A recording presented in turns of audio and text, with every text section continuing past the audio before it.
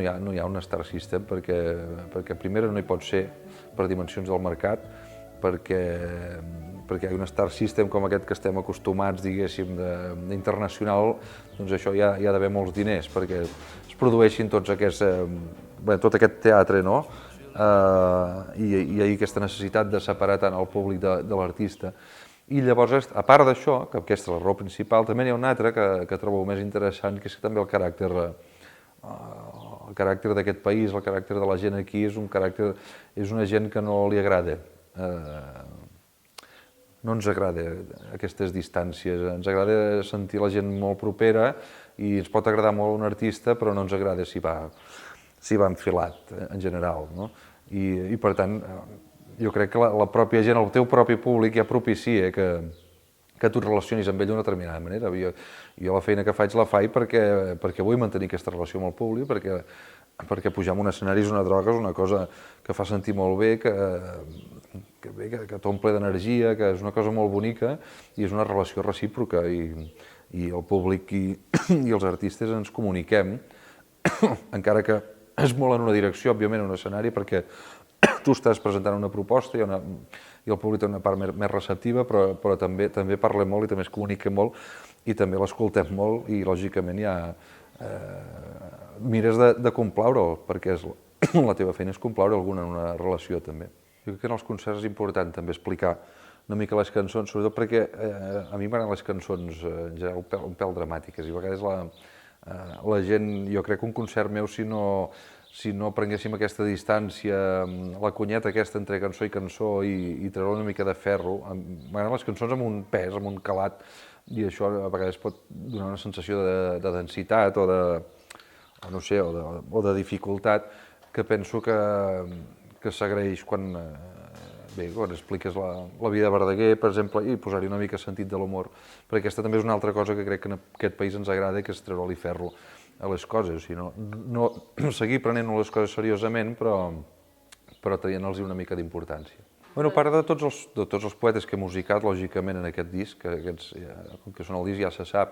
però, per exemple, hi ha tota una generació de poetes que serien més de la meva generació, i sobretot dones, principalment, jo crec que són les que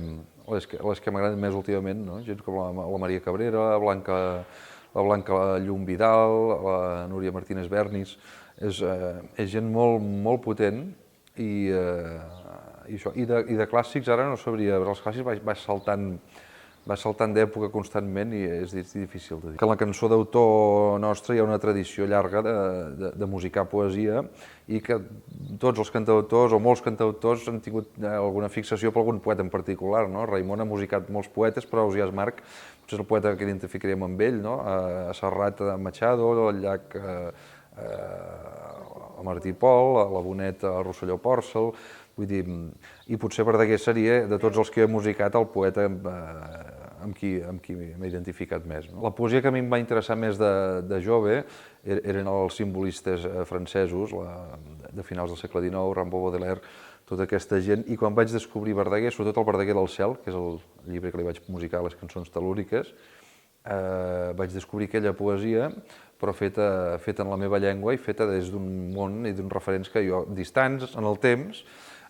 però que jo coneixia i em va semblar una cosa absolutament brutal. Jo deia a Frederic Mompou que la creació individual no existeix. O sigui, hi ha un moment de la història, al segle XIX, es crea el mite romàntic aquest de l'artista, de l'ego de l'artista, i al segle XX és una cosa brutal. Els Dalís, els Picassos, aquesta cosa, aquesta cultura de l'ego de l'artista, com si l'artista fos una persona que crea del no-res, no? I això no existia abans del segle XIX. Els artistes eren artesans, que eren treballadors, eren gent que treballaven per encàrrec, que el seu nom moltes vegades desapareixia, no se sap, a vegades no eren de sol, no? I realment, encara que treballis sol, tots formem part d'un riu, d'una tradició, i estem en contacte amb tota gent que està treballant a la vegada, no? I que encara que no estiguem en el mateix projecte, doncs ens anem contaminant i il·luminant els uns als altres, i per tant això, no només les arrels, quan jo parlo de les arrels, sobretot el que faig és una mica posar en evidència una mica això,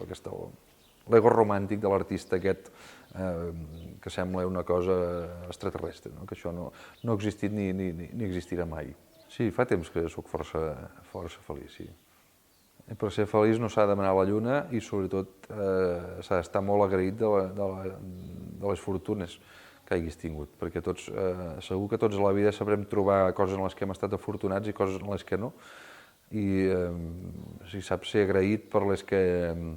has sigut afortunat i saps no plorar massa per les que ets desafortunat,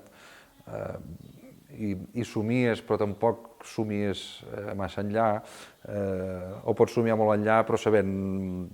És una mica saber quins són els propis límits i empènyer-los, però sense aquella cosa última de... No et pots quedar penjat d'un somni, la vida s'ha d'anar vivint i s'ha d'estar agraït. Hi ha d'haver una barreja d'humilitat i a la vegada hi ha d'haver un ego també, hi ha d'haver algú que busqui, hi ha d'haver una lluita, ha de saber jugar entre això, entre l'acceptació, entre no resignació, acceptació i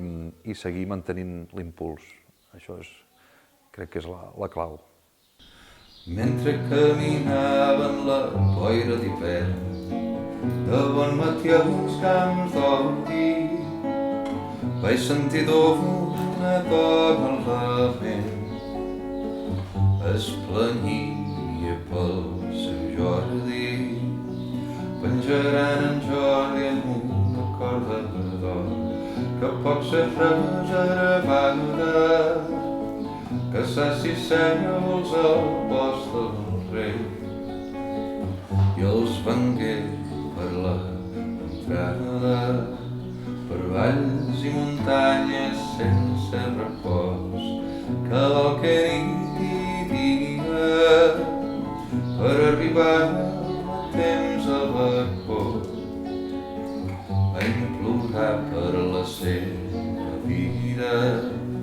salveu els seus llavis, salveu el seu somriure, no té 20 anys encara, és innocent com el cant d'un ocell. Una matinada clara, el jutge li digué: bona dona, em sap greu, no hi haurà pas clemència, i ara marxeu, res no hi podeu fer.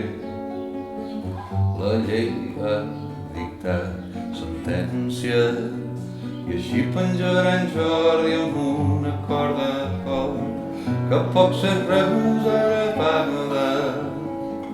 que saci cérvols al bosc del rei. I els vengué per la contrada,